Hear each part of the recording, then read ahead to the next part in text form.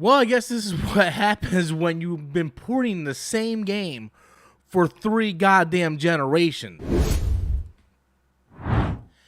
Hey everybody, welcome back to the channel once again. I am Robert Storms. As always, if you are finding me for the very first time, please do me a huge favor. Go ahead and smash that like button. Subscribe if you're not already a subscriber. You're finding me for the first time, you're like, hey, this guy is kind of entertaining, he's kind of interesting. Maybe you should subscribe. Yes, maybe you should. So today I want to talk about the Grand Theft Auto, the Trilogy Definitive Edition. Just for the record, there's nothing definitive about it. Just saying. Just saying. So this game was ported on Nintendo Switch, Xbox, let's just say the Xbox consoles, Xbox Series X, Series S, Xbox One, the PlayStation. Like it's just been basically just been ported all over the place. So, but the game came out to a very, very, very rough start, and that's, you know, some of this is to be expected if it's on the Nintendo Switch. Like, sure, it's not gonna look as good on the Nintendo Switch as it would on the Xbox Series X or the PS5 or PS4 Pro or what. It's not gonna. It's just not going to look that much better compared to those consoles, right? We all kind of much, you know, figured that one, so that's pretty much a given. But there is a lot of problems, so much in fact that the PC launcher never, like, you can't even play the game on PC. If you bought the game on PC, you cannot even play it. Rockstar doesn't even have the ability for you to play it. There's refunds being talked about, all kinds of different things. The game is so buggy that you can't even play it on the PC. Like, you can't even launch the game in order to even play it on the PC as the time of me filming this video. And it's just causing a lot of, you know, pissed off fans. And, you know, at least if you're buying it on one of the consoles, whether it be the Switch, you know, yeah, it's not the best version of it, but at least you get to play the damn games. And these are games that were on the PS2, for Christ's sake. These are PS2 games, and we can't even get this right on the next-gen console. So let's go over some of the stuff that's actually, like, first of all, let's look at some of the graphical problems. You know, like people are just pointing this stuff out. Let's just look at this stuff. Like this, what in the blue hell is that? That motherfucker shit look like Jimmy. What in the blue hell is that? Like, that is like a Goomba fucked Fat Albert. What the fuck? And yeah, it doesn't look good, and it just gets worse and worse. This yeah, man, trust me, it gets bad, guys. What in the and this is a comparison of the PS2 version compared to the new version. And as you can see, the textures look a lot better, right? The textures, if I actually pull it up here, you guys can see the textures here look a hell of a lot better compared to the old muddy, muted textures. The textures look fine, and even that character model looks fine. The problem that we're having is, I guess when they were programming it or they were doing the facelift, it just didn't catch. And a lot of it is stuff like this that you can point out and just look like the original, the new one. Like it just looks awful. It looks really, really awful. And there's no excuse for this, Rockstar. There's no excuse. You guys have been porting the same goddamn Grand Theft Auto 5 since PlayStation 3.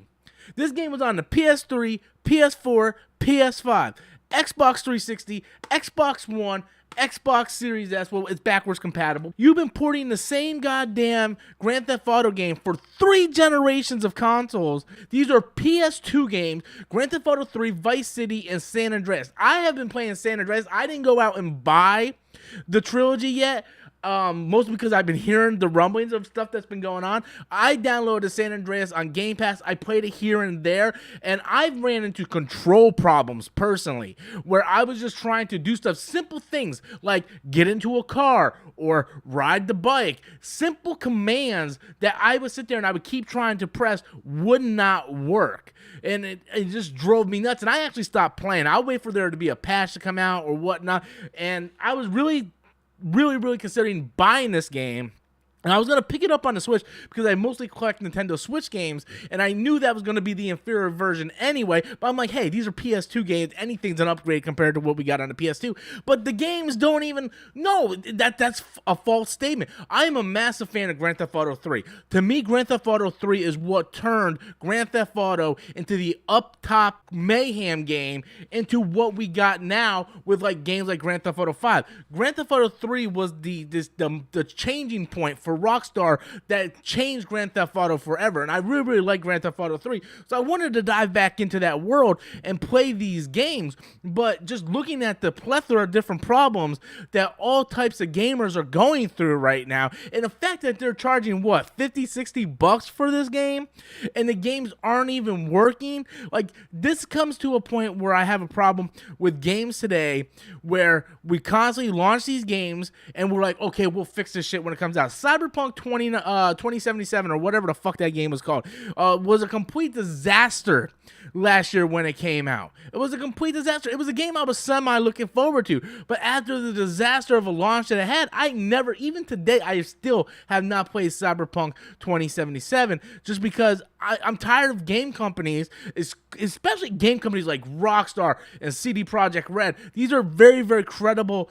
game companies, game developers that are sitting here, and they should know better. Get your fucking shit together and make sure your games are worth a shit and they're actually working and functional when you release it. The fact that PC players have already paid 60 bucks and they're not even able to play the damn game, as bad as the games are glitchy for the console versions, at least we're able to upload it or like pop the disc in or pop the cartridge in and actually play the games with their flaws. But PC players can't even play the damn games.